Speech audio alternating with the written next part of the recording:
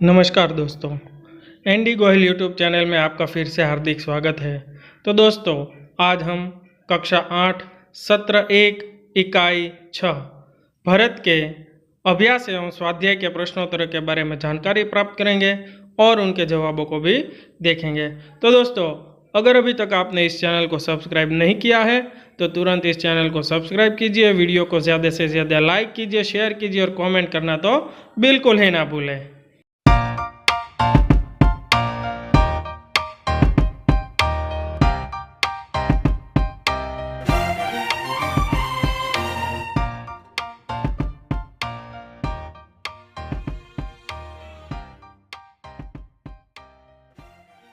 सबसे पहले देखते हैं अभ्यास के प्रश्नोत्तर।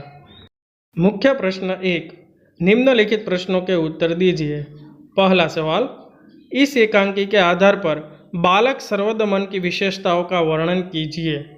उत्तर, सर्वदमन सुंदर, स्वस्थ और आकर्षक बालक है। उसका मुख अग्नि के समान दमक रहा है। उसका साहसी और निर्भय स्वभाव देखकर आश्चर्य होता है। सिंह शावक के साथ खेलने में वह जरा भी नहीं डरता। शावक की माँ सिंहनी का भी उसे भय नहीं है। वह इतना हठी है कि तपस्विनियों के समझाने का उस पर कोई असर नहीं होता। उसके हाथ में चक्रवर्ती सम्राट के लक्षण हैं। उसे खिलौनों से स्वाभाविक लगाव है।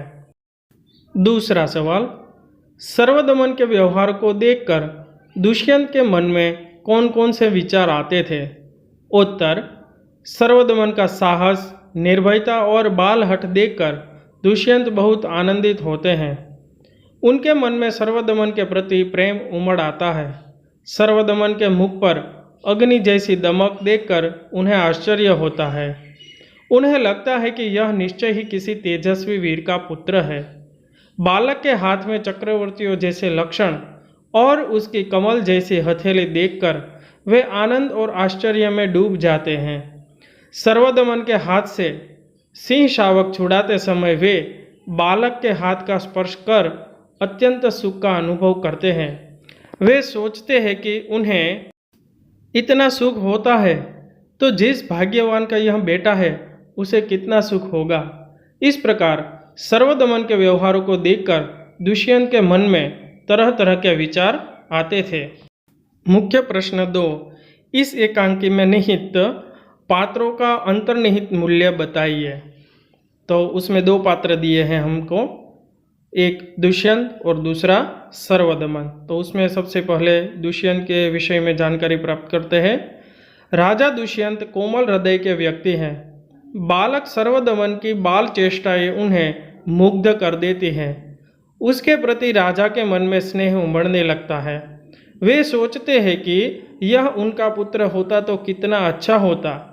फिर ऐसी घटनाएं घटती हैं जिनसे सिद्ध हो जाता है कि बालक सर्वदमन ही उन्हीं का पुत्र है। तब दुष्यंत के आनंद की सीमा नहीं रहती। उनका पितृ हृदय वात्सल्य से भर जाता है। अब सर्वदमन के विषय में देखते हैं। सर्वदमन असाधारण बालक है। आश्रम की तपस्विनियाँ उसे सिंह शावक को छोड़ देने के लिए समझाती हैं, पर वह उनकी बात नहीं मानता। दुष्यंत से वह जरा भी परिचित नहीं है, फिर भी वह उनके कहे पर सिंह शावक को छोड़ देता है। उसकी सूरत भी दुष्यंत की सूरत से मिलती है। अपराजित नामक रक्षा सूत्र भी प्रमाणित कर देता है कि सर्वदमन दुष्यंत का ही पुत्र है। इस प्रकार पिता और पुत्र दोनों एक दूसरे से अनजान हैं, फिर भी उनके बीच पिता पुत्र जैसी भावधारा बहने लगती है। मुख्य प्रश्न 3, निम्नलिखित परिच्छेद को ध्यानपूर्वक पढ़कर दिए गए प्रश्नों के उत्तर दीजिए। तो दोस्तों, यहाँ पर हमें यह एक परिच्छेद दिया गया है और आगे इसके आधार पर कुछ प्रश्न पूछे गए हैं। तो आइए उन प्रश्नों को और उनके जवाबों को भी देखते हैं। पहला सवाल है, एक अच्छा जंगल क्या कहलाता है। उत्तर, एक अच्छा जंगल जैविक भंडार घर कहलाता है। दूसरा प्रश्न, जंगल को ज़्यादा छांटने या ख़त्म करने से क्या नुकसान होता है। उत्तर, जंगल को ज़्यादा छांटने या ख़त्म करने से अत्यंत उपयोगी और ज़रूरत के समय काम आने वाली बहुमूल्य वस्तुएं नष्ट हो जाती हैं। तीसरा सवाल, इस परिच्छेद को उचित शीर्षक दीजिए।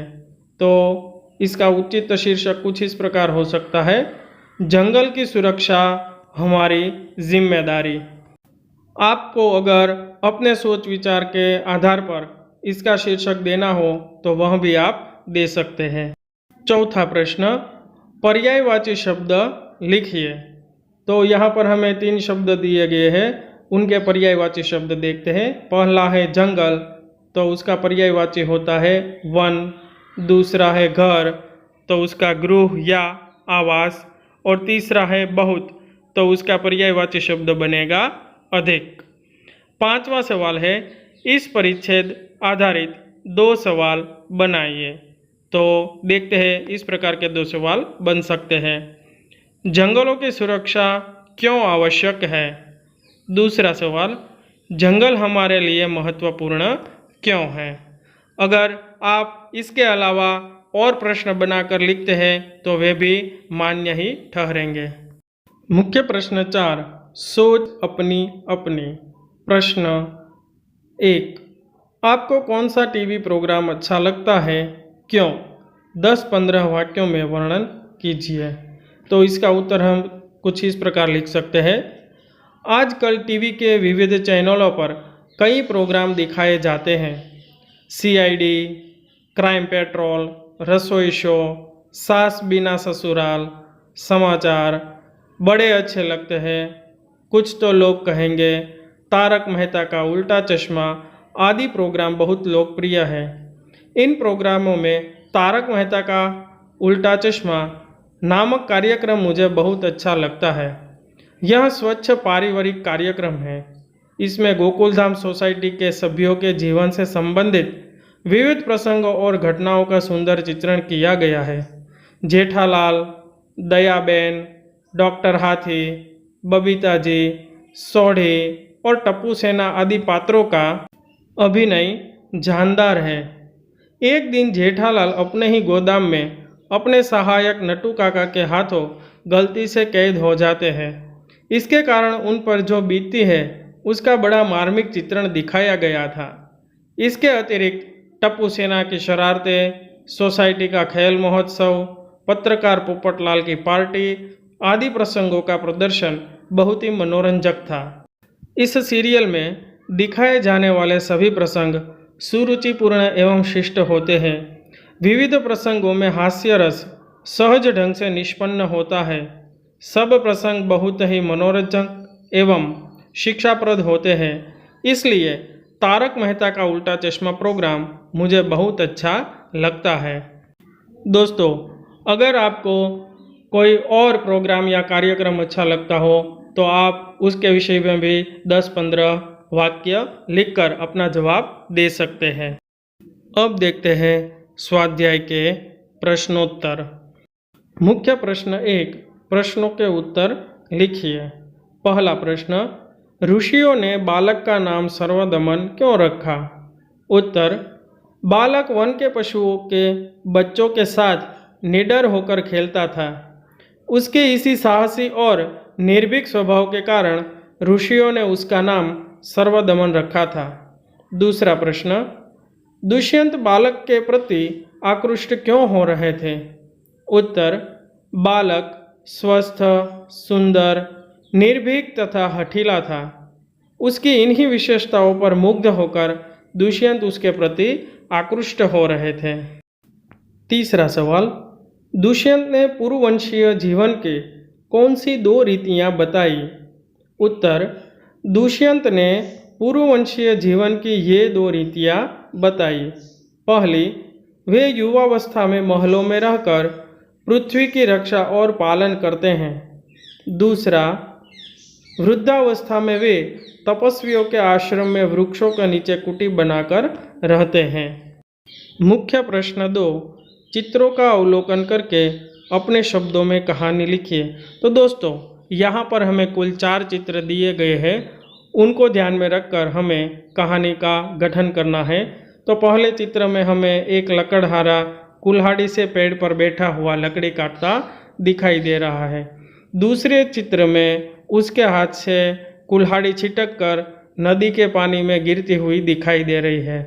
तीसरे चित्र में हमें एक देवदूत उस कुल्हाड़ी को वापस देता हुआ नजर आ रहा है और चौथे चित्र में देवदूत एक से ज़्यादा कुल्हाड़ी लकड़हारे को देता हुआ दिखाई दे रहा है। तो इसके आधार पर हमें कहानी की रचना करनी है। तो आइए आगे हम इसके आधार पर कहानी को देखते हैं। कहानी का शीर्षक कुछ इस प्रकार दे सकते हैं, लकड़हारा और देवदूत। अब कहानी देखते हैं। एक लकड़हारा था। वह रोज जंगल में जाता, लकड़ियाँ काटता और उन्हें बाजार में बेच देता था। इन पैसों से ही उसके परिवार का गुजारा होता था। एक दिन लकड़हारा एक पेड़ पर चढ़कर उसकी एक डाल काट रहा था। पेड़ नदी के किनारे था। अचानक उसकी कुल्हाड़ी उसके हाथ से छूट गई और नीचे नदी में जा गिरी। लकड़हारा पेड़ से उतरा पर उसे तैरना नहीं आता था, अतः उदास होकर वहीं बैठ गया। संयोग से एक देवदूत वहाँ से गुजरा। उसकी दृष्टि लकड़हारे पर पड़ी। उसने लकड़हारे से उसकी उदासी का कारण पूछा। लकड़हारे ने उसे नदी में अपनी कुल्हाड़ी गिरने की बात बताई। देवदूत ने कहा, तुम घबराओ मत, मैं नदी से तुम्हारी कुल्हाड़ी निकाल दूंगा।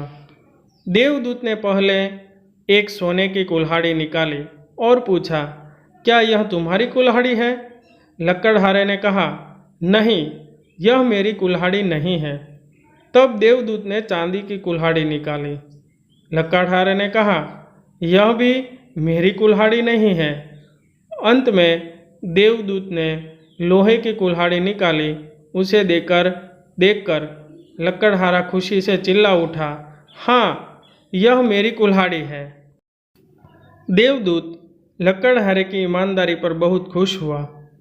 उसने सोने और चांदी की कुल्हाड़ियाँ भी लकड़हारे को इनाम के रूप में दे दी।